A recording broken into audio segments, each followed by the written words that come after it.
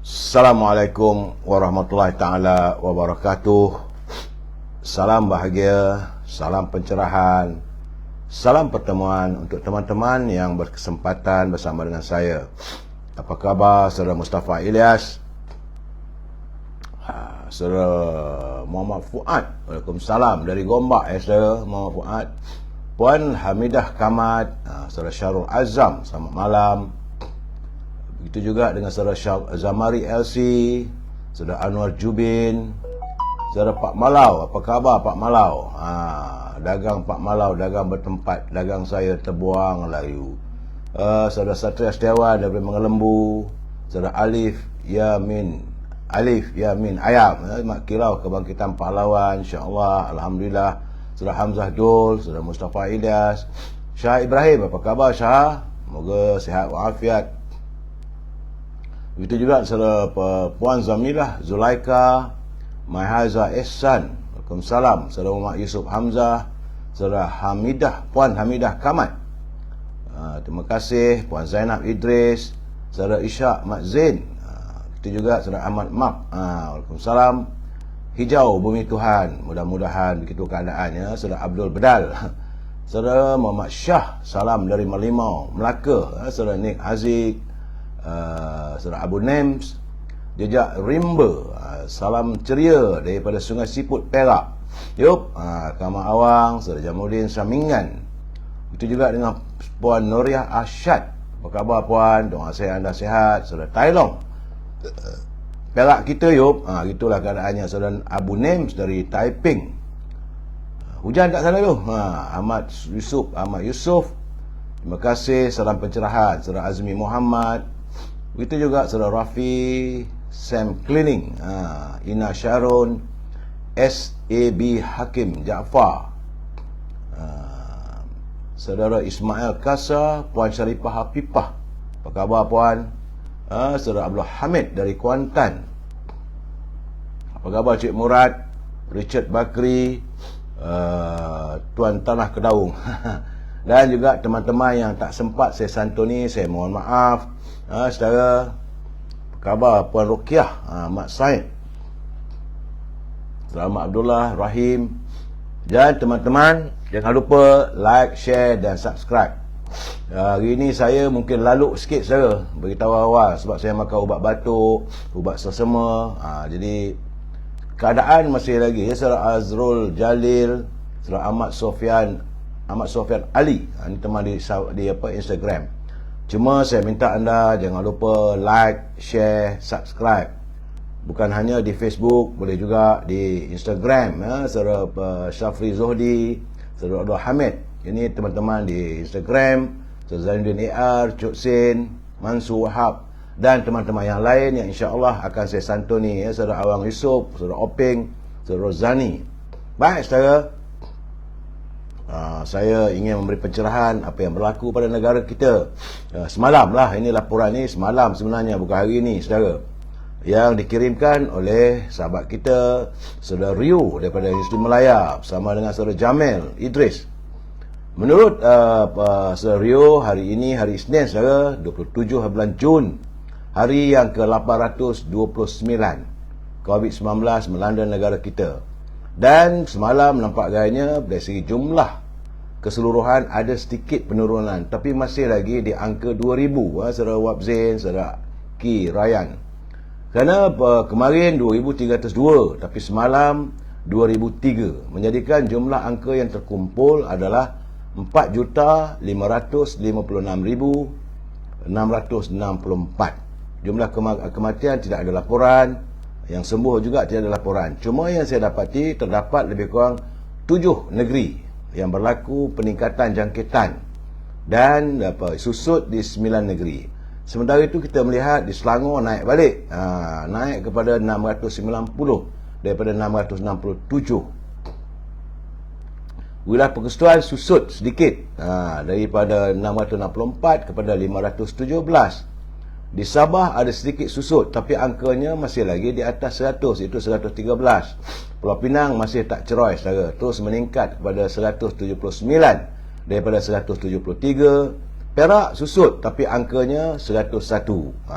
Sebelum tu Di Perak 129. Alhamdulillah. Yup, jaga diri baik-baik. Jadi kepada teman-teman, lain-lain negeri saya nampak tak ada lah peningkatan. Walaupun ada peningkatan, tapi bukanlah di atas 100. Masih lagi berada di paras bawah 100. Kita berdoalah agar virus ini segeralah kita tamatkan. Kita putuskan jaringannya. Risau saya tengok. Masih lagi beredar pada angka 2000. Dan suasana bila hujan, musim sejuk, dia mudah merebak, saudara. Saya harap masing-masing jagalah kebersihan diri, jagalah kesihatan kita dan keluarga, ya. Saudara Zainal bin Muhammad Ali, ya. Saudara Dapur Ryan, saudara Pak Long, apa khabar Pak Long, Syam Nazri, SL Service. Dia minta share, kawan-kawan semua, share, like dan subscribe. Begitu juga dengan Tam AFX, Rashid Mustafa, Bakri Ahmad, Puan Nurlana, Yusuf Abdullah, Bob Azhar, Mazli Zurazali dari Pasir Salak, Perak, Saudara Syuhali Osman. Itu gambarannya tentang kedudukan COVID-19. Baik saudara, kita masuk ke minta izin untuk saya mewawarkan produk teman-teman kita di dalam e-commerce. Segmen e-commerce, kalau anda mempunyai produk ataupun bahan untuk saya wawarkan, hubungi Al-Azhar di talian 011-330-41241. Al-Azhar terus berniaga setangi Al-Bakhur untuk mewangikan aroma wangi di rumah dan bilik. Kerana kalau rumah kita wangi, itulah tempat kegemaran para malaikat dan dibenci oleh para syaitan, saudara. Al-Azhar juga memasarkan parfum daripada Timur Tengah. Saya gunakan parfum Amir Al-Khud, berasaskan kepada kayu gaharu, saudara. Juga bolehlah saudara memesan gula O. Ini untuk teman-teman yang nak jaga kesihatan. Sikit titiknya ataupun ambil sedikit serbuknya tu dah cukup manis. Lebih manis daripada gula, saudara. Kerana gula O ini adalah tanpa kalori. Seandainya anda tidak mendapat apa-apa ini kiriman ataupun nak berhubung Al-Azhar tak dapat, sila hubungi Siti Farehah di talian 017-711-4300. Jangan lupa dengan Siti Farehah, dendeng manis Siti Farehah. Walaupun harga barang makanan naik, tetap pada harga lama. Seperti Saudara Abdullah, Saudara Yahya Amin, Saudara Zazi Buhari, Saudara Aladin, Saudara Yunuddin Yassin, Aziz Abdul Malik.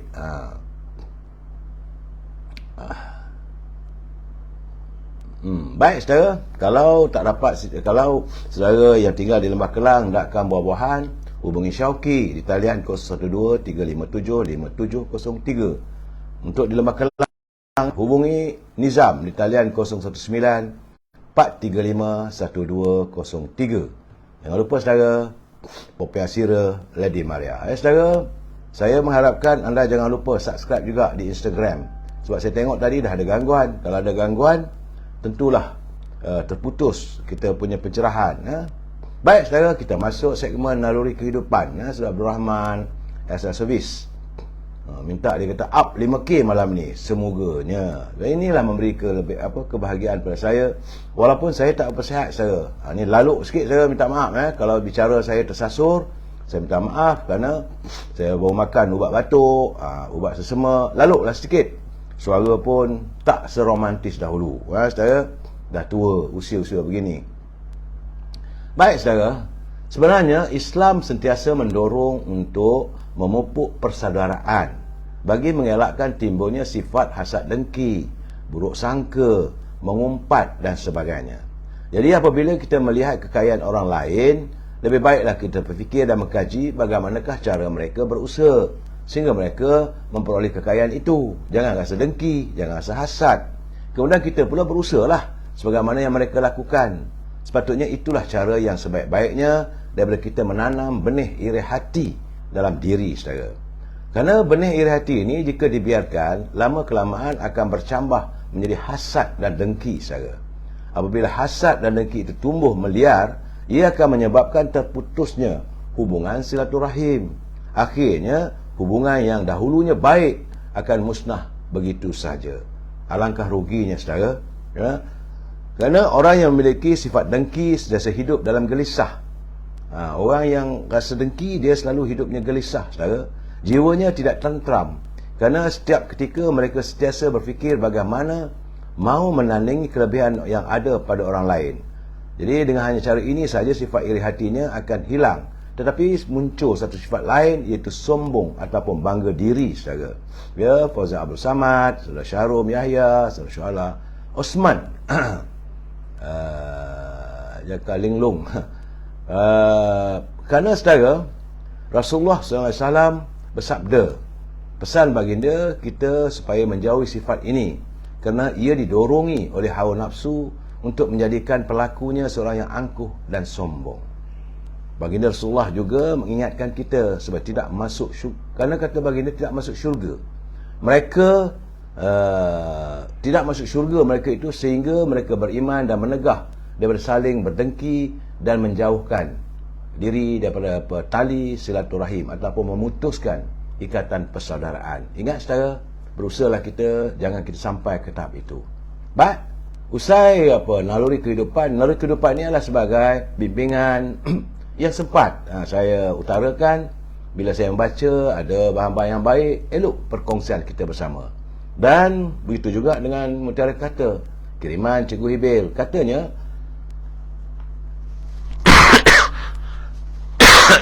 maaf saudara, terganggulah sikit siaran saya. Kata Cikgu Hibil, perpisahan hanya untuk orang yang mencintai dengan matanya, sementara untuk mencintai orang dengan kecintaan melalui hati dan jiwanya tidak mungkin merasakan adanya perpisahan. Jadi bila kita berpisah dengan kawan-kawan, dengan kekasih, dengan siapa saja, hanyalah kerana sementara. Kerana bila mereka mencinta dengan mata, tapi kalau hati dan perasaannya dan jiwanya, tidak mungkin dia akan merasakan adanya perpisahan. Sebab itu kadang-kadang kita terkenang-kenang pada kawan-kawan lama, saudara. Jadikanlah mutiara kata ini sebagai pedoman hidup saudara. Kerana bagi saya mahu menyantuni warga kita supaya menjadi warga yang sentiasa cinta damai, saudara. Ya, saudara Mat Piah, apa khabar saudara? Saudara Asyik Adi Warna, saudara Muhammad Zabidi, Bob Rizal Edwardian, orang typing ni tu saudara. Baik saudara, kita berharap agar negara tidak berbelanja tanpa had. Kerana kita bimbang, kalau negara berbelanja tanpa had, maka kita akan menuju kepada negara bermuflis. Dalam keadaan sekarang ini, berhati-hatilah pada pemimpin bila berbelanja wang negara, saudara. Tajuk bicara kita malam ini adalah Rumah UMNO bergegar lagi. Bergegar lagi Rumah UMNO ni. Sebelum saya memberi pencerahan, kita santun dulu pantun Pak Nazir. Pantun Pak Nazir, beliau hari-hari hantar kiriman. Ada juga pantun yang saya kutip daripada bukunya. Dalam banyak pantun-pantunnya, saya seronok pantun Pak Nazir ni. Bahasanya mudah tapi penuh dengan sindiran dan juga bidalan serta teguran yang ikhlas, saudara. Kata Pak Nazir, pergi ke jeram rumah Cik Meh, disambut laksana seorang menteri. Halal haram dipandang remeh, tidak sempurna hidupnya diri. Jadi kalau kita pandang remeh soal halal haram ini, hidup kita tidak akan sempurna. Itu kata Pak Nazil mengingatkan kita semua, saudara. Salam dari Melaka, saudara Roslan Arifin, saudara Idris Muhammad, saudara Bob Rizal Edwardian. Kata Pak Nazil lagi, Suhaila Osman Jaka Linglung masa kumpul duit tak bagi tahu orang. Itu kemudian, saudara. Saya minta jangan kita berbalah bergaduh yang bukan-bukan, saudara, ya. Kata Pak Nazil, buku hikayat ditulis pujangga, indah digarap, bahasa dihiasi. Hati rakyat tidak dijaga, jangan harap nak menang kerusi. Ini kalau pemimpin yang tidak mau menjaga hati rakyat, tidak menangani masalah kehidupan rakyat. Mungkin sekarang ni mereka bergelar pemimpin, tapi akan datang jangan haraplah untuk menang kerusi itu. Itu pesan beliau. Jadi pada pemimpin, kalau dah terlanjur, kembalilah ke pangkal jalan. Tidak lebih daripada itu, saudara. Saya melihat kadang-kadang kita tegur, ini bukan kita benci. Ingat, saudara, saya juga perlu mengingatkan kepada mereka yang menyunting semula live saya ini dan dimasukkan dalam channel YouTube. Semua itu adalah tanggungjawab anda. Saya tidak bertanggungjawab atas sebarang suntingan yang anda lakukan. Begitu juga sebarang komen-komen yang anda tulis. Saya juga tidak bertanggungjawab kerana saya tidak mampu untuk memantau ke semua komen ataupun suntingan yang anda lakukan. Ingat saudara, ini adalah pencerahan politik yang bertujuan untuk sekadar memberi informasi. Tidak lebih daripada itu. Hasil daripada pembacaan saya, perbualan saya dengan pemimpin, dengan teman-teman, sama ada pemimpin daripada parti pemerintah atau parti pembangkang. Bila kita berborak, bercerita, barulah dapat gambaran sebenar saudara. Itu yang hasrat saya untuk memberi pencerahannya. Dan bila saya memberi pencerahan, prinsip kita saudara, kita mesti bersetuju untuk tidak bersetuju. Apa yang saya katakan, kalau saudara tak bersetuju, tidak ada masalah. Jangan nak marah tentu pasal. Kalau saudara bersetuju, alhamdulillah. Kalau rasa nak menyanggah, hantarkan tulisan, gunakanlah bahasa yang baik. Ingat saudara, kita Kementerian Penangan dan Komunikasi dia ada guideline dia, ada dia punya tata caranya. Jangan kita melanggar. Kerana kalau melanggar ni susahlah. Saudara, jadi saya haraplah, ingat saudara, kita warga Citra Damai yang menyantuni semua masalah secara harmonis. Jadilah warga Citra Damai. Saudara, pagi tadi sebenarnya cuaca mula panas. Alhamdulillah. Sebab dah dekat seminggu lah, suasana redup, saya katakan suram temaram, yang tak menentu. Sebab saya pun terjangkit oleh batuk dan juga sesama kerana saya berjalan di luar, berjumpa kawan-kawan. Sebab itu saya pesan pada anda, jangan dedahkan diri anda di luar rumah kalau tiada keperluan. Duduklah di rumah. Suasana yang sebegini saudara, hari ini nampak gayanya panas. Dia panas membahang. Dia bukan panas biasa, memijar panasnya. Masuk dalam bilik, kalau kita tak buka kipas angin, tak ada alat penghawa dingin, berbahang panasnya. Ini membuatkan badan kita yang lemah ini mudah diserang oleh sama ada sesama ataupun batuk saudara. Baik saudara, saya menerima kiriman daripada Cik Ibrahim awal-awal lagi. Dia kata kalau di Amerika, bila juru audit gagal dan firma penasihat perniagaannya gagal, maka mereka bertanggungjawab di bawah undang-undang profesional atau negligence ataupun kelalaian. Jadi walaupun ia bukan kes kriminal, tapi jika dibawa ke mahkamah, mereka bertanggungjawab atas segala kerugian sebab berpunca daripada kelalaian itu. Jadi mungkin kadang-kadang mereka dikenakan penalti ataupun punitive damages dan bayaran interest dan lain. Jadi sebab itu, sebagai penasihat, sebagai pakar perunding, anda harus memberi nasihat yang baik-baik. Kerana kecuaian di atas tersebut oleh juru audit firma dan sebagainya, maka mereka boleh didedahkan kepada jenayah CBT, Criminal Breach of Trust. Jadi saya berharap agar saya tengok pembicaraan demi pembicaraan yang ada sekarang ni, kadang-kadang laporan daripada juru audit itu diambil kira di mahkamah. Jadi saudara, kena ingat negara kita juga ada undang-undang. Mungkin tidak dipakai terma itu kerana orang lepas pandang. Sebenarnya ada dalam undang-undang kita saudara. Sebab itu sekarang ni saya melihat bahawa dari laporan yang saya terima, terdapat sekitar 90,000 nelayan pantai lah. Sebab nelayan kita tak ramai yang terlibat dalam nelayan laut dalam.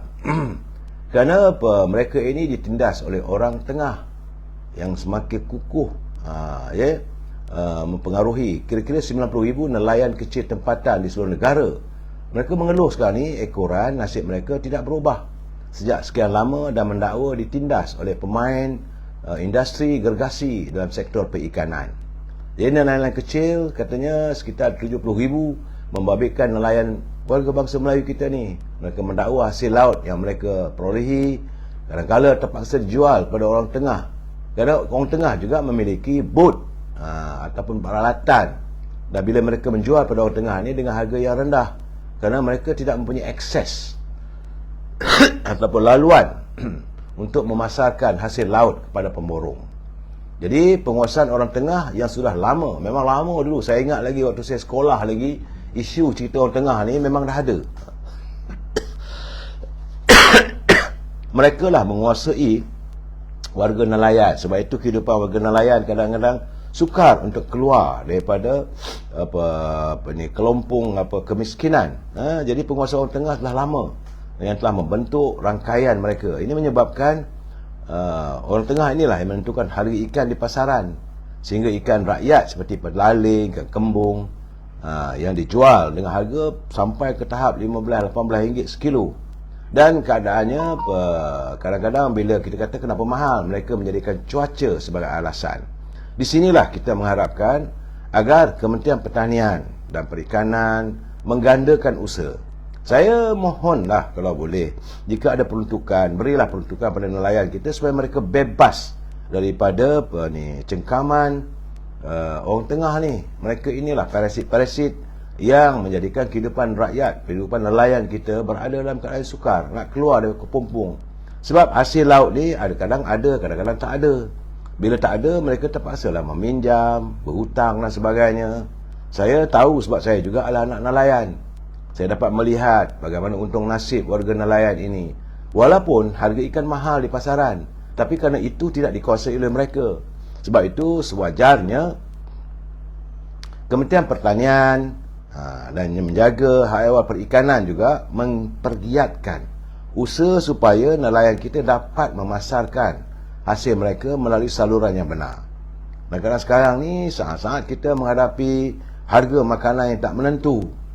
Saudara, saya khawatir akhirnya nanti kalau nelayan tu give up, dia tak pergi ke laut, lagi teruk lagi. Sebab kita juga pergantungan ikan daripada luar. Banyak kita import ikan dari Vietnam, daripada Bangladesh, daripada India, daripada Indonesia, juga daripada Thailand. Berjuta-juta kilo tan lah saudara ikan. Tapi memanglah ikan yang datang daripada laut Cina Selatan, laut Andaman, bukan laut Cina Selatan saudara, laut India, Indian Ocean, di mana daripada nelayan Indonesia ni ikannya lebih sedap daripada Pacific Ocean. Saya amat mengharapkan agar Kementerian Pertanian, khususnya dalam bahagian sektor perikanan, pertingkatkanlah usaha anda supaya dapat membela nasib nelayan di samping memberi bantuan. Sudahlah kita membiarkan warga bangsa kita yang jadi nelayan, khususnya di pesisir pantai, itu tidak terbela kehidupan mereka, saudara. Dalam waktu itu saya, macam mana dah 2 minggu lepas, saya mengingatkan anda jangan lupa filem yang saya jangkakan terbaik, itu filem Mat Kilau. Alhamdulillah, syabas saya ucapkan kepada saudara ini, anak pada saudara Yusuf Haslam, saudara Syamsul Yusof, kerana berjaya melahirkan sebuah filem yang menyentuh hati dan perasaan kita, membuatkan kita terpanggil untuk menjiwai betapa kukuhnya, betapa hebatnya jiwa seorang pejuang, iaitu filem Mat Kilau.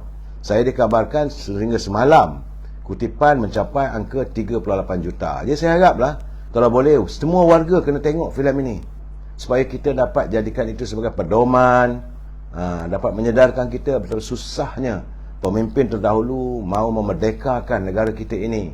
Bagaimana mereka berjuang bukan kerana kepentingan diri sendiri. Perjuangan pemimpin terdahulu tulus, ikhlas. Mereka mengorbankan keringat, darah, air mata, sampai ada kala nyawa, demi untuk menjaga pertiwi kita, demi untuk membebaskan pertiwi kita. Sekarang ni setelah kita merdeka, kenapa pula ada warga yang lupa diri? Kita mudah menyerah kalah kepada orang-orang tertentu. Jangan begitu saudara. Sebab itu eloklah kalau kita menonton filem Mat Kilau, dia ada kesempatan. Mungkinlah sekarang ni mungkin susah dapat tiket, tunggu, tapi bila dah buka nanti tontonlah. Saya mengharapkan setiap warga sewajarnya menonton filem Mat Kilau ini yang banyak menyentuh hati dan perasaan kita. Dan saya melihat kerja seni yang dilakukan oleh saudara Yusof, Syamsul Yusof ini begitu teliti. Malahan saya rasa mengatasi standard filem daripada Bollywood ataupun filem daripada Hollywood. Sebab itu saudara, saya haraplah inilah caranya seni mempengaruhi masyarakat. Seni juga boleh mengembeling semangat. Saya menerima kiriman saudara Nabi Rahmat. Dia kata seandainya di negara jiran yang amat bawa Perdana Menteri kita ni boleh sampai mencapai level Jokowi. Apabila semalam dia melihat yang amat bawa Perdana Menteri turun ke lapangan menyantuni tentang kehidupan rakyat. Itu yang kita harapkan. Cuma yang saya ketikkan, saya kata menteri-menteri lain buat apa? Takkanlah semua kerja Perdana Menteri nak buat. Bagaimanapun saya mengucapkan terima kasih, tahniah atas keprihatinan yang amat bawa Perdana Menteri meninjau harga barangan di pasaran. Beliau turun ke supermarket dan bertanya dengan pengguna. Dalam antara dialog dia kata, minyak ada ke? Tak beli minyak ke? Artinya dia nak concern. Kita mengharapkan agar pimpinan negara kita sebegitu. Jangan hanya memikirkan duduk di jawatan, dia duduk di pejabat saja saya.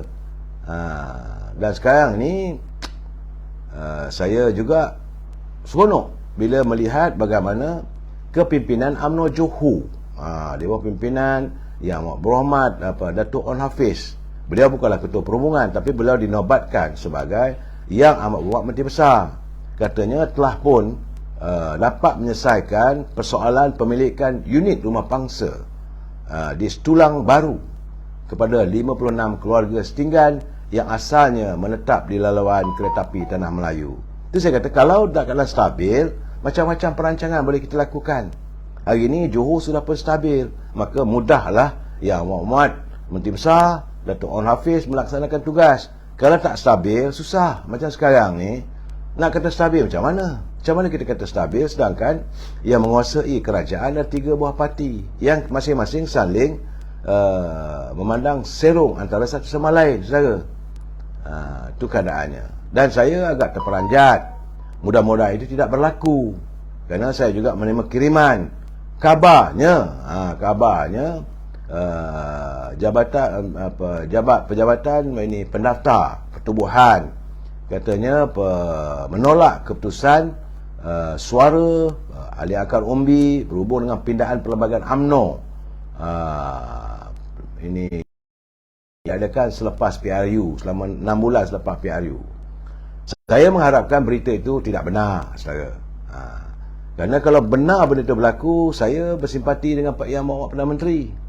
Kerana jangan lupa, yang menyokong cadangan tersebut adalah Yang Berhormat Perdana Menteri. Tentulah warga UMNO akan marah pada Yang Berhormat Perdana Menteri. Jadi saya haraplah agar kaki tangan di Jabatan Pendaftar Pertubuhan memikirkan. Sepatutnya segeralah dibuat kenyataan, sebab Yang Berhormat Perdana Menteri adalah naib Presiden UMNO. Jangan pula beliau dilihat cacat dalam partinya sendiri. Kerana waktu pembentangan usul untuk meminda perlembagaan tersebut yang dibawa oleh Yang Bahagia Datuk Seri Muhammad Khalid Nordin selaku naib presiden, dan bila pengurusi tetap minta sokongan, Yang Amat Berhormat Perdana Menteri yang bangun sendiri. Saya masih ingat lagi peristiwa tu.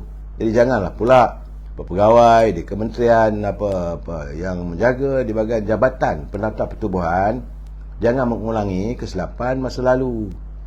Sebenarnya Jabatan Pertubuhan tak boleh nak mengharamkan dan sebagainya parti politik, sebab apa-apa pun ketetapan parti itu ditetapkan oleh ahli. Itu yang menjadikan macam UMNO dulu tu, bila katakan UMNO haram era Tun Dr. Mahathir dan ditubuhkan UMNO baru, sebenarnya itu perbuatan tak betul. Tak betul sebenarnya, kerana yang menentukan sama ada UMNO itu mau diharamkan atau mau ditanamatkan nyawanya adalah ahli. Setiap pertubuhan ahli itulah. Dan kalau ahli itu membawa kes itu ke mahkamah, maka dengan sendirinya ahli itu gugur keahliannya. Itu isunya, saudara. Tapi saya terkejut kalau benarlah. Saya harapkan benda tak berlaku, agar Yang Berhormat Perdana Menteri tidak dicemuh oleh warga UMNO, saudara. Dan ini masih lagi ada orang berhubungi saya. Masih lagi orang bertanya dengan saya, apakah saya marah sangat dengan Yang Berhormat Menteri? Saya tak ada marah dalam isu berhubung tentang cadangan Tan Sri Rafidah Aziz. Kalau boleh, biarlah menteri dalam keadaan begini potong gaji dengan kerelaan dalam 20%. Jadi kenyataan itu disanggah oleh Yang Berhormat Datuk Mahathir Khalid. Saya menyatakan, kalau tak bersetuju, jangan bercakap. Kalau bersetuju, santuni. Saya bersetuju, kan orang suruh dengar. Kalau bila you menyanggah benda begitu, satu benda yang baik, rakyat akan marah. Sebab itu Yang Berhormat Tengku Razali Hamzah, beliau mengatakan bukan sekadar 20%, boleh sampai ke 40 ke 80%, kerana dalam keadaan susah. Dan beliau menyanggah juga bagaimana pemimpin-pemimpin kepada syarikat-syarikat yang ada kaitan dengan kerajaan, syarikat GSC memberikan bayaran yang tinggi kepada pegawainya, grup chairman lah, ini lantikan politik dan sebagainya. Sepatutnya tak boleh begitu dalam keadaan orang susah. Di saat rakyat susah, jangan kita menggambarkan kita orang Perak kita moncah. Kita hidup senang lenang, rakyat susah, tak boleh begitu. Jadi saya harap kalau boleh lah, Tan Sri Idris Yusof, kalau boleh bincanglah dengan ketua eksekutif, pengurusi eksekutif syarikat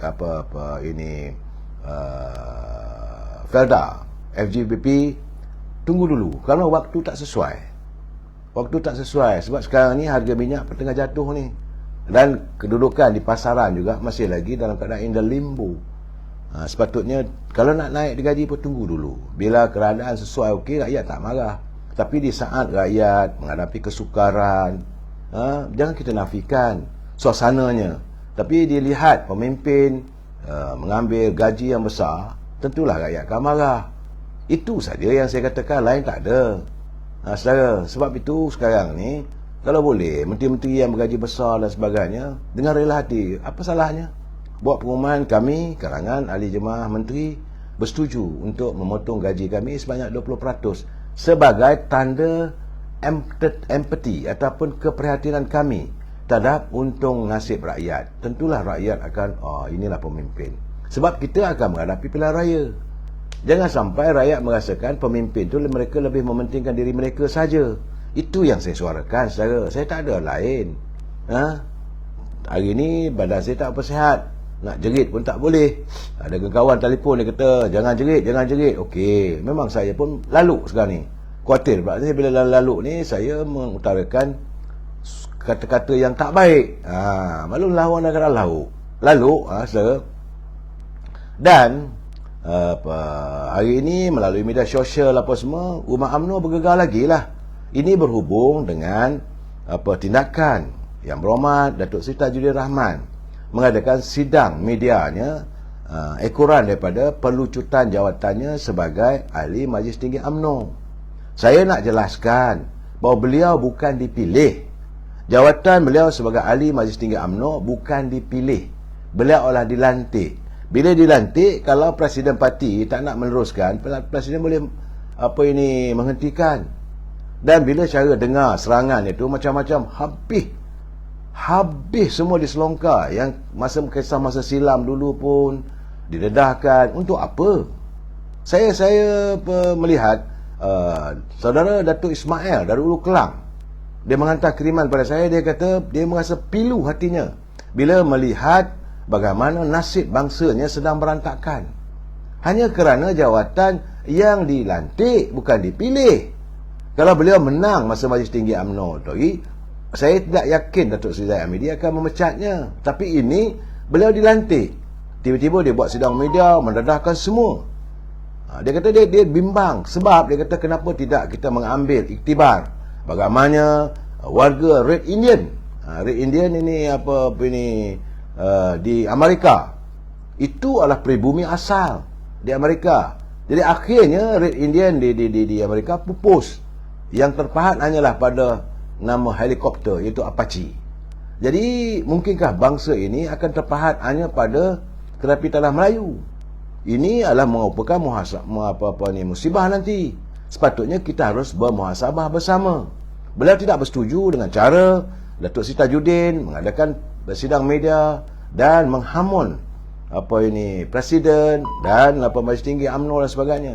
UMNO dah banyak memberi jasa kepada beliau, memberi kekayaan. Janganlah bila dah berlaku benda ini kamu serang. Dan sebagaimana saya katakan semalam, beliau adalah bakal berada di Indonesia sebagai diplomat, sebagai duta kita. Duta ni dia orangnya menggambarkan sikap, iaitu dia bukan boleh nak tunjuk marah. Dia kalau marah pun berkias. Itu duta. Sebab dia apa saja yang dilakukan oleh setiap duta diperhatikan oleh teman-teman kedutaan mereka. Macam nanti bila Datuk Seri Tajudin pergi ke Indonesia, tentulah beliau akan diraikan di kalangan duta-duta daripada negara-negara luar. duta daripada Amerika, duta daripada pegawai Kementerian Luar Indonesia, Menteri Luar Indonesia, duta-duta daripada Arab, daripada Amerika, daripada England, daripada Jerman, seluruh dunia mengalu-alukan kedatangan beliau, dan tentulah mereka akan welcome to the club, ataupun selamat datang ke kelab diplomat. Tapi kalau sikap benda begitu yang ditunjukkan menyongkil apa semua, dia orang pun takut nanti. Kita ini macam mana besok, nanti berbalah, nanti habis semua cerita didedahkan. Ini gambarannya. Saya berharap memanglah kita tahu marah, rasa kecil hati setelah beliau dilucutkan jawatan tersebut. Tapi tentu ada sebabnya. Kenapa orang lain tidak dilucutkan? Bukan hanya semata-mata mesti menunjukkan kesetiaan pada pemimpin, tidak saudara. Saya juga tengok tulisan saudara Alias.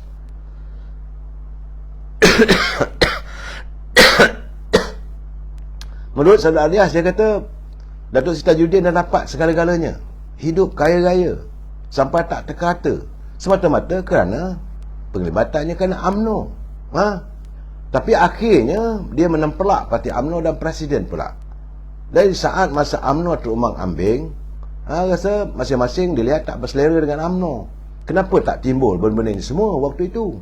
Macam saya katakanlah, bila UMNO kalah, UMNO jadi pembangkang, UMNO bersatu padu, satu hati, dan orang melihat bahawa kepaduan, kesatuan dalam UMNO itu kukuh. Tapi kenapa sekarang bila UMNO sudah dapat melihat cahaya-cahaya di ruang terung, jangan musnahkan, rakyat melihat. Saudara, sekarang ni sebab dia kata ingat dia seorang saja, kan ada saksi hidup. Bila dia buat roadshow tentang dia bongkarlah, dia kata macam mana Datuk Zaid berpakat untuk mengundi Datuk Seri Anwar Ibrahim dan sebagainya. Buat apa benda dah lepas? Apakah Datuk Seri Anwar Ibrahim jadi Perdana Menteri? Tidak juga. Ini keadaan, dalam keadaan begini kita bertolong-tolong, tuduh-menuduh, dibangkit cerita pilihan raya di negeri Sabah. Bagaimana? Sebenarnya waktu pilihan raya Sabah pun ada juga warga Sabah yang tak senang. Waktu tu beliau lah sebagai orang kuat, Datuk Seri Zahid. Begitu juga di pilihan raya di Kimanis, begitu juga pilihan raya di Tanjung Piai. Bukan kita tak tahu, ada banyak insiden, orang pun marah. Tapi kalau anda sudah membuka aib Presiden, aib Ahli Majlis Tinggi, dan petik pula nama, cerita Datuk Najib pun bersetuju lah, nama Nazir Aziz lah, petik macam-macam nama. Buat apa? Apa keberuntungannya? Sedangkan anda sepatutnya sudah pun melaporkan diri di Jakarta. Tinggalkan politik ini, teruskan karier anda sebagai orang diplomat. Sekarang ni, apa yang dilakukan oleh Tajuddin tidak menguntungkan UMNO. Saya dah beritahu, bergegar rumah UMNO sekarang ni. Orang melihat, rakyat pula melihat dengan penuh kejelekan. Apakah dapat kita santuni yakin rakyat? Sebab itu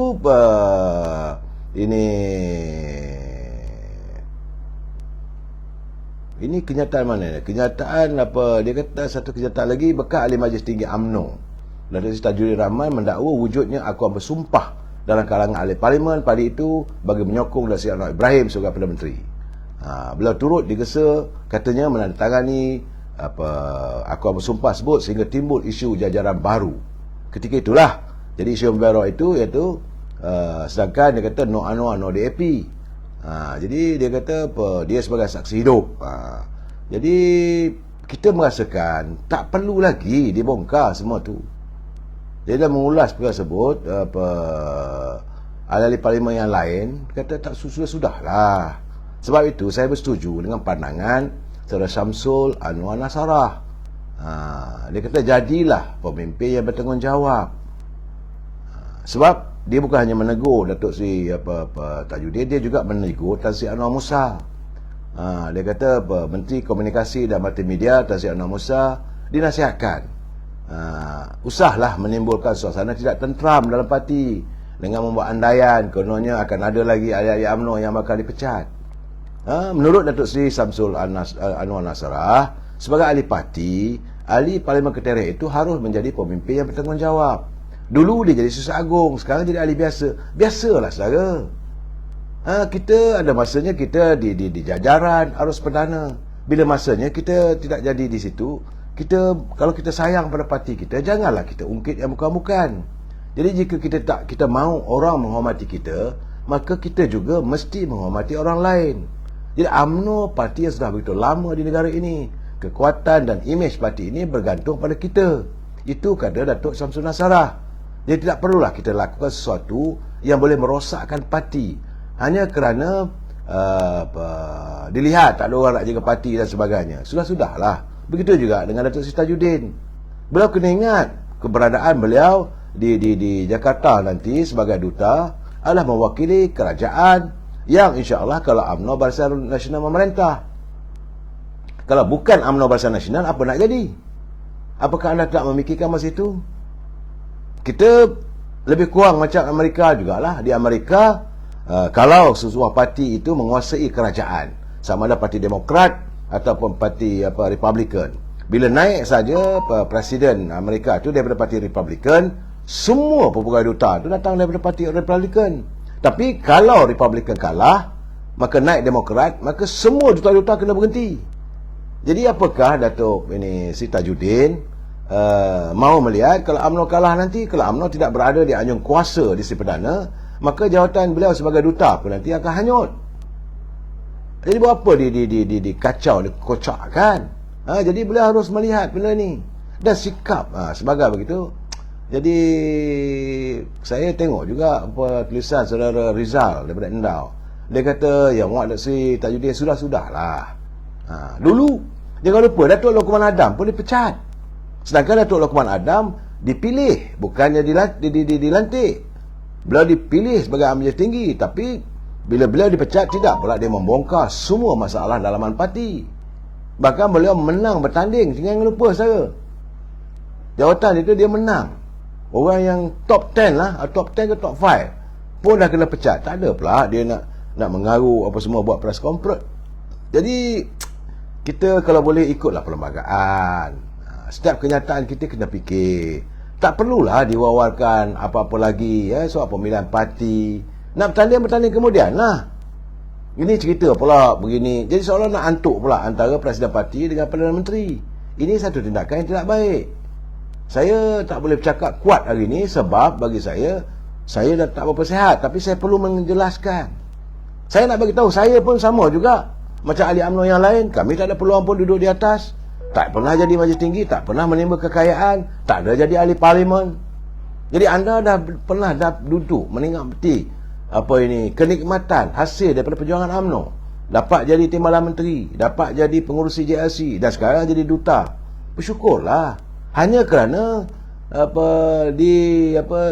dilucutkan jawatan yang dilantik, biarlah orang lain. Kebetulan sekarang dah jadi duta ni, buatlah kerja sana. Jadi keadaannya malulah kita pada diri kita sendiri, pada anak-anak, pada warga kita. Saudara Rizal dia kata kami yang serba kekurangan ini ingat pada rakyat, sedangkan kami pun dalam keadaan yang susah. Kami juga mengemis di sana sini untuk mendapatkan pekerjaan, nak motong tanah dan sebagainya, tak selesai. Tapi mereka yang berada di anjung kuasa, mereka banyak dapat kemudahan. Jangan bila tak ada jawatan itu saja, bukan jawatan dalam kerajaan pun, bukan jawatan itu memberi peluang untuk mendapat kewangan yang banyak. Tak ada. Hanya sebagai Majlis Tinggi. Maka dedah segala-galanya. Macam mana kami? Anda berada di anjung kuasa yang menawarkan pulangan wang yang begitu besar. Kami macam mana? Dah berpuluh-puluh tahun dah berbakti dengan parti UMNO, tapi kami tetap setia. Jadi sekarang ni kita nak menghadapi pilihan raya umum.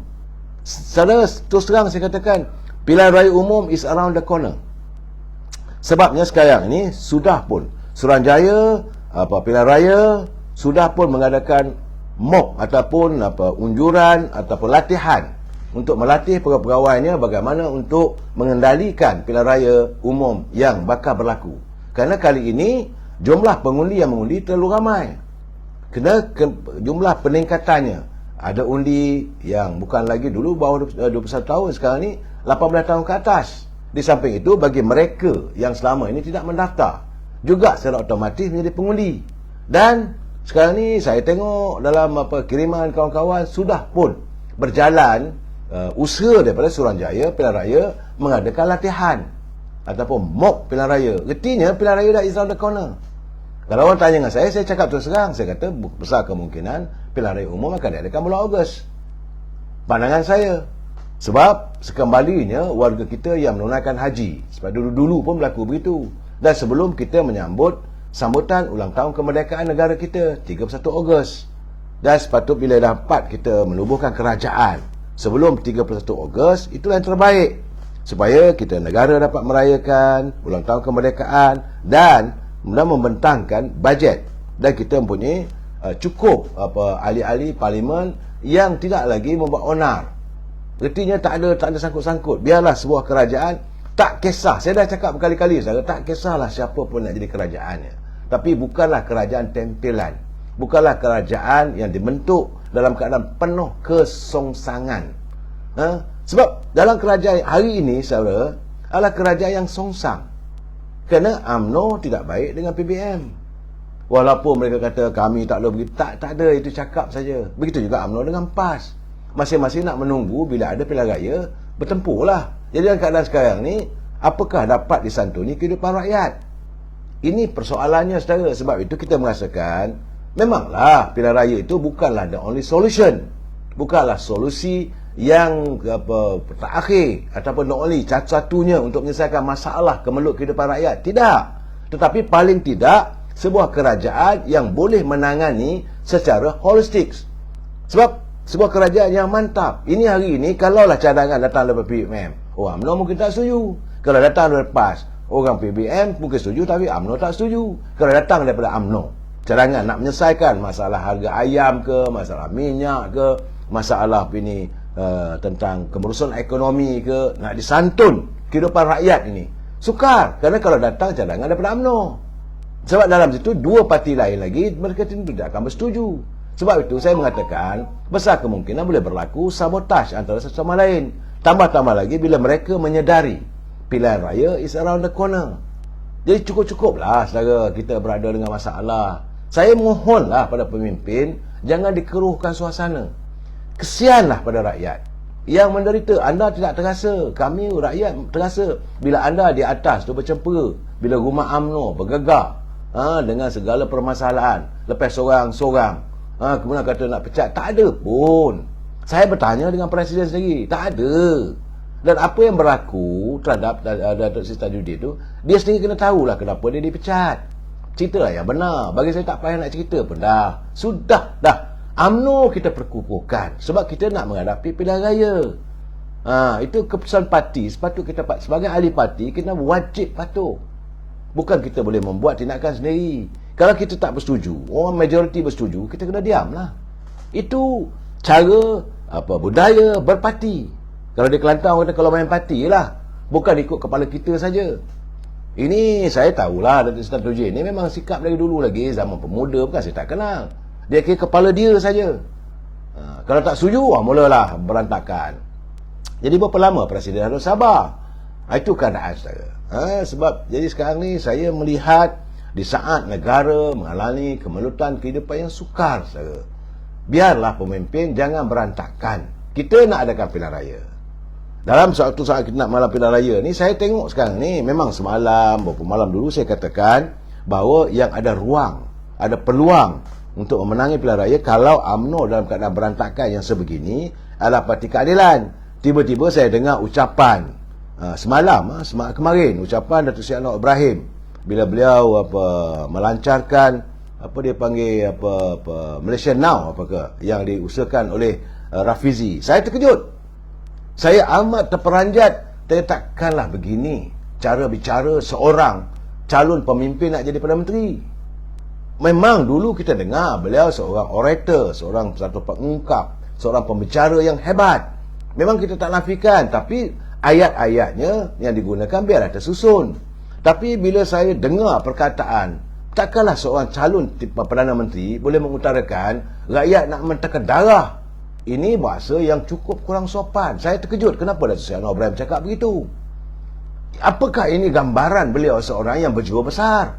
Apakah tidak ada kata-kata lain nak menggambarkan bahawa kerakusan, bolehlah dia kata perampokan, okey, tapi mereka menimbul kekayaan berbilion-bilion, rakyat nak mentekan darah pun susah. Apa benda ni?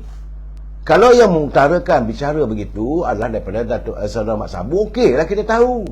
Itu pengelipur lara politik. Saya pun seronok dengar. Bila dengar Mat Sabu berucap, saya senyum sendirilah. Walaupun jauh daripada faktanya. Saudara, tetapi bila Datuk Seri Anwar Ibrahim mengutarakan perkataan begitu, saya, alamak, saya kata takkanlah. Kena ingat, saya hari ini saudara berbicara sebagai Presiden Parti. Parti Keadilan adalah antara parti terbesar selepas Parti UMNO. Saya mintalah supaya kalau mereka yang rapat dengan pejabat Jelas Gasing, nasihatlah ini Datuk Seri Anwar Ibrahim. Kalau saya boleh menegur pimpinan UMNO, anda juga perlu menegurlah pimpinan anda dalam Parti Keadilan. Takkanlah seorang calon Perdana Menteri boleh mengutarakan cakap yang sebegitu. Ini bukan main-main, saudara. Saya amat terkejut. Beliau adalah calon Perdana Menteri. Kalaulah Parti Keadilan itu menang, takkanlah kita nak dengar beliau berucap nanti, kita tak maulah bagi orang mentekan darah. Itu bahasa pasar ataupun bahasa yang tidak menggambarkan statement daripada seorang yang statesman sikapnya, bukan daripada seorang yang pemimpin besar. Lihatlah, saya tegur kalau Datuk Seri Sabri ke, Datuk Seri Najib ke, Datuk Seri Zahid Amidi ke, kalau mengutarakan kata-kata yang bukan-bukan, kita tegur. Dan saya harap orang Parti Keadilan tegur supaya jangan dibiasakan. Sudah-sudahlah, kita tahu dulu memanglah sikit-sikit ni aku lonsing lah. Apa benda ni? You are a statesman. Anda negarawan, calon negarawan. Kalau begini bukan negarawan lah. Saya hilanglah hormat saya bila dengar rompak begini, duit rakyat begini ni. Itu kena lansing. Apalah salahnya? Okey, kalau saudara nak mengutarakan bahawa keadilan hadir kali ini dengan satu sikap, satu semangat. Matlamat kita nak lawan. Okey, lawan tetap lawan. Okey, tak ada masalah. Dan kita mau membawa arus perubahan dalam kepimpinan. Kita tidak mau adanya korupsi. Macam dululah. Tidak mau ada KKN, korupsi, kronisme dan nepotisme. Okey, rakyat dengar, okey. Tapi rakyat pun susah nak mentekan darah. Ayat itu tak boleh lah. Banyak juga lain boleh diutarakan. Gunalah bahasa yang baik. Sebab ini calon, saudara. Kalau seandainya Parti Keadilan jadi menang, takkan begitu. Saudara Alias berlatih Pasir Salak makin lama. Saya sendiri kadang-kadang nak mengutarakan perkataan-perkataan begitu, saya tak nak. Pasir Salak memang begitu sikapnya. Biarlah dia nak cakap begitu. Cuma saya kata sudahlah. Kita ingatkan dalam keadaan begini, dalam berantakan, rumah UMNO bergegar, adalah satu parti lain lagi, iaitu Parti Keadilan. Kalau begini sikapnya, saya kata tak payahlah. Akhirnya besok rakyat pula nanti Perdana Menteri melantak. Mana boleh, saudara. Ayat-ayat mentekan darah, macam apa ini digunakan oleh Mat Sabu, saudara Jack Datuk Seri Anwar Ibrahim punya leadership. Betul. Kenapa nak tegur? Sebab bicaranya isu rasuah. Betul, saya tahu, saya setuju. Tapi saya kecewa beliau mengutarakan bahasa-bahasa yang sebegitu. Betul, saya kata rasuah menjadi barang. Gunalah bahasa yang baik. Sebab ucapan beliau ini akan didengar oleh negara luar. Saudara, kalau macam ini Mat Sabu, haram jadah, janganlah. Dulu Datuk Najib pernah menggunakan perkataan kepala bapa, pun kita marah. Saudara, ini seorang pemimpin, dia harus menggambarkan dirinya sebagai seorang pemimpin. Bukanlah boleh bercakap yang sembarangan. Boleh cakap, kalau cakap boleh bercakap macam haprak dan sebagainya, okeylah. Jalanan lah. Apakah beliau pemimpin jalanan? Ini yang saya tegur. Saudara jangan marah. Jadi anda ni bila saya tegur Jack Anwar Ibrahim, anda marah. Bila saya puji, anda kata okey. Tak boleh begitu. Saya kalau Datuk Seri Zahid Amidi pun saya tegur juga. Kalau beliau tidak mahu menurunkan calon-calon muda akan datang, saya akan marah. Kalau menteri saya daripada UMNO bercakap benda macam tu, saya marah. Takkan saya tak boleh tegur Anwar Ibrahim. Sekarang ni saya tengok, tiba-tiba saya tengok Fazil Fahmi, carilah isu lain. Balik-balik isu baju Perdana Menteri yang mahal. Dia mampu beli, biarlah dia pakai. Sebelum tu kat masa dekat Tokyo, baju. Ya, kita tahu. Bukan kita tidak tahu, tapi bukan isunya. Cari isu kenapa Perdana Menteri tidak menangani masalah rakyat. Ini yang kita nak dengar, bukan isu yang alah cerita baju yang mahal. Kemudian apa ini, jam yang mahal, naik private jet. Saya jangan lupa, pimpinan anda juga naik private jet. Jadi ini bukan isu. Jangan kita kemukakan isu-isu yang remeh. Suhaila Osman, siapa kau nak suruh Najib Zahid letak jawatan? Ini satu hal juga lagi. Bila tak betulnya suruh letak jawatan, mana boleh begitu saudara. Kita mesti berani menegur, dan kita harus bertanggungjawab dengan teguran yang kita lakukan. Saya menegur macam Fazil Suhami, Fazil Fahmi, ahli parlimen kawasan Lembah Pantai. Bukan orang lain, sahabat saya. Saya pernah berbicara secara live dengan beliau, tapi saya lebih suka kalau beliau mengutarakan apa yang mahu anda lakukan untuk menyantuni masalah rakyat. Saudara Osman, bosku jarang sekali marah, berkata kasar. Betul. Ini wibawa, saudara. Jangan kita menggunakan bahasa-bahasa. Takkanlah nak pemimpin ini hebat macam Sultan Ibrahim nak ikut saya Mak Sabu. Biarlah Mak Sabu tu, saya Mak Sabu ni saya kata sebagai pengelipur lara politik. Cukup-cukup lah. Dia nak cakap apa pun kita dengar je lah, kita gelak je lah. Saudara, ini tidak. Ini cerita baju, besok cerita kasut. Nak cerita kasut, memanglah UMNO punya orang memang bergaya. Ada orang suka pakai kasut LV lah, Bali lah, Hugo Boss lah, Farogama. Dia orang mampu beli, biarlah. Atau pula ada cerita pula agama sekretari dia pakai Muhammad. Itu cerita rakyat tak nak dengar. Yang rakyat nak tahu kenapa menteri tidak menyantuni aspek kehidupan rakyat. Itu lebih rakyat suka dengar. Bukan hanya suka saja, itulah menjadi pengharapan. Janganlah kita tegur sembarangan. Cuma apa yang dilontarkan oleh Sultan Ibrahim ada kebenaran. Bukan tak benar, saya dengar. Saudara, jangan kata saya tak dengar. Saya dengar selama lebih kurang dalam 19 minit ataupun 17 minit. Baik bicaranya. Bahawa kehidupan sekarang ni sukar. Kenapa? Bahawa rakyat terdedah, terjebak dalam kepayahan. Kerana apa? Kerana mungkin ada korupsi dan sebagainya. Okey, teruskan. Tapi bila keluar perkataan mentaka darah ni, saya kata sudah-sudahlah. Itu Anwar Ibrahim waktu jadi ketua pemuda dulu. Waktu beliau jadi ketua pemuda, saya juga bersama dengan beliau dalam ketua pergerakan pemuda. Itu bolehlah. Sebab itu bukan dilihat sebagai pemimpin besar. Hari ini Datuk Seri Anwar Ibrahim selepas dibebaskan daripada penjara, dan sudah menghampiri untuk berada di anjung kuasa di Seri Perdana. Dan saya nampaklah kalau keadaan berantakan daripada UMNO ni, seandainya Parti Keadilan menang, maka beliau lah calon Perdana Menteri. Sebab kali ini Keadilan bertanding, tak tahulah sama ada Keadilan bertanding atas tiket macam Pakatan Harapan dulu, tak tahulah kalau Datuk Seri Anwar Ibrahim pula boleh terperangkap sekali lagi dengan percaturan politik Dr. Mahathir, tak tahulah saya.